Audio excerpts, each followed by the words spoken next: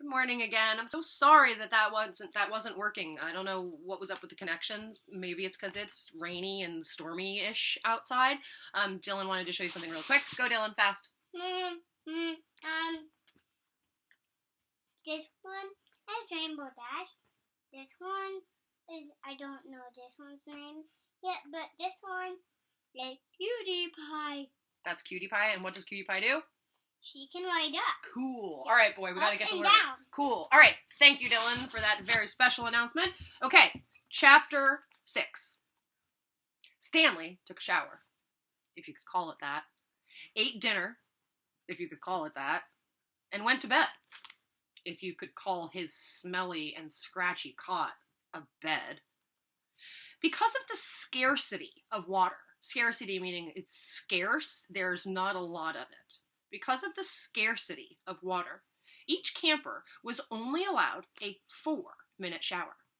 It took Stanley nearly that long to get used to the cold water. There was no knob for hot water. He kept stepping into, then jumping back from, the spray until the water shut off automatically. He never managed to use his bar of soap. Dylan, stop. Which was just as well because he wouldn't have had time to rinse off the suds. Dinner was some kind of stewed meat and vegetables. The meat was brown and the vegetables had once been green. Everything tasted pretty much the same. He ate it all and used his slice of white bread to mop up the juice. Stanley had never been one to leave food on his plate, no matter how it tasted. "What'd you do?" one of the campers asked him. At first, Stanley didn't know what he meant. "They sent you here for a reason." "Oh," he realized. "I stole a pair of sneakers." The other boys thought that was funny. Stanley wasn't sure why. Maybe because their crimes were a lot worse than stealing shoes. "From a store? Or were they on someone's feet?" asked Squid. Neither," Stanley answered. "They belonged to Clyde Livingston." Nobody believed him. "Sweet feet?" said X-Ray. "Yeah, right. No way," said Squid. Now, as Stanley lay on his cot, he thought it was kind of funny in a way. Nobody had believed him when he said he was innocent. Now, when he said he stole them, nobody believed him either. Clyde Sweet Feet Livingston was a famous baseball player. He'd led the American League in stolen bases over the last 3 years. He was also the only player in history to hit 4 triples in one game. A triple is like when you're up to bat and you hit the ball so far that you end up going from first to second to third and you stop on third base. Dylan, if you continue, I'm going to ask you to leave. Okay? Stanley had a poster of him hanging on the wall of his bedroom. He used to have the poster anyway. He didn't know where it was now. He used to have the poster anyway. He didn't know where it was now. It had been taken by the police and was used as evidence of his guilt in the courtroom. Clyde Livingston also came to court. In spite of everything, when Stanley found out that Sweet Feet was going to be there, he was actually excited about the prospect of meeting his hero. Clyde Livingston testified that they were his sneakers and that he had donated them to help raise money for the homeless shelter. He said he couldn't imagine what kind of horrible person would steal from homeless children. This was the worst part for Stanley. His hero thought he was a no-good, dirty, rotten thief. As Stanley tried to turn over his cot, he was afraid it was going to collapse under all of his weight. He barely fit in it. When he finally managed to roll over on his stomach, the smell was so bad that he had to turn over again and try sleeping on his back. The cot smelled like sour milk. Though it was night, the air was still very warm. armpit was snoring 2 cots away. Back at school, a bully named Derek Dunn used to torment Stanley. The teachers never took Stanley's complaints seriously because Derek was so much smaller than Stanley. Some teachers even seemed to find it amusing that a little kid like Derek could pick on someone as big as Stanley. On the day Stanley was arrested, Derek had taken Stanley's notebook and, after a long game of come and get it, finally dropped it in the toilet in the boys' restroom. By the time Stanley retrieved it, he had missed his bus and he had to walk home. It was while he was walking home, carrying his wet notebook, with the prospect of having to copy the ruined pages, that the sneakers fell from the sky. "I was walking home and the sneakers fell from the sky," he had told the judge. "One, it hit me on the head. And it had hurt, too." They hadn't exactly fallen from the sky. He had just walked out from under a freeway overpass when the shoe hit him on the head.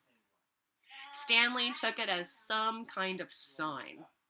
His father had been trying to figure out a way to recycle old sneakers, and suddenly a pair of sneakers fell on top of him, seemingly out of nowhere, like a gift from God.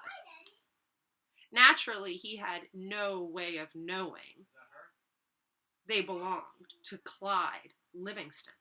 In fact, the shoes were anything but sweet. Whoever had worn them had a bad case of foot odor. Stanley couldn't help but think that there was something special about the shoes, that they would somehow provide the key to his father's invention. It was too much of a coincidence to be a mere accident. Stanley had felt like he was holding destiny's shoes, meaning like it was supposed to be that he ended up with these shoes. He ran. Thinking back now, he wasn't sure why he ran. Maybe he was in a hurry to bring the shoes to his father. Or maybe he was trying to run away from his miserable and humiliating day at school. A patrol car, meaning a police car, pulled alongside him. A policeman asked him why he was running.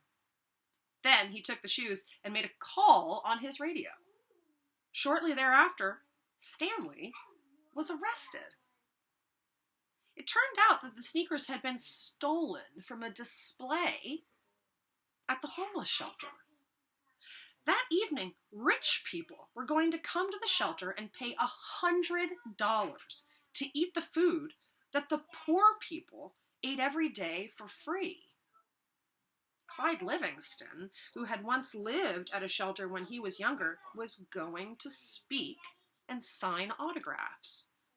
His shoes would be auctioned or sold to the highest bidder, and it was expected that they would sell for over $5,000. All the money would go to help the homeless. That's incredible. Like, what we're saying here is that this famous baseball player used to be homeless, and he used to live in this homeless shelter where he is now. And he felt like he had become successful, and so he wanted to donate or give for free a pair of his own shoes, and that the money used for those shoes would go to help the homeless people that were still in that shelter. That's excellent. Because of the baseball schedule, Stanley's trial was delayed several months. A trial is like when you have to go to court and like the judge and the jury decide whether or not you're innocent or guilty, and whether or not you go home and everyone says, okay, cool, sorry, or if you go to jail unless you're a kid and you go to juvie. His parents could not afford a lawyer. Indeed, lawyers are super expensive. You don't need a lawyer, his mother said at last. Just tell the truth. Stanley told the truth, but perhaps it would have been better if he had lied a little. He could have said he found the shoes on the street. No one believed that they fell from the sky. It's like that story with that chicken where he says the sky is falling and nobody believed him? It wasn't destiny, he realized. It was his no good, dirty, rotten, pig-stealing great-great-grandfather. I love it. When you don't know who to blame, you gotta blame somebody who's way out of the picture, right? It's your curse. The judge called Stanley's crime despicable. Like, how could you steal from the homeless? The shoes were valued at over $5,000. It was money that would provide food and shelter for the homeless. And you stole that from him. Just so you could have a souvenir. A souvenir is something that you take with you to remind you of something.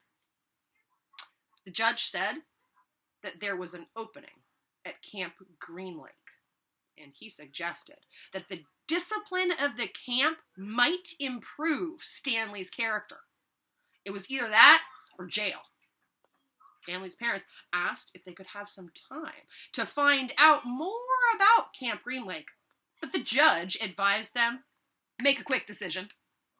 Vacancies don't last long at Camp Green Lake. A vacancy is an opening. There are not a lot of openings at this juvie camp. Must be a lot of kids out there that are wrongly being accused of crimes that they never committed. Be well. I look forward to seeing you tomorrow.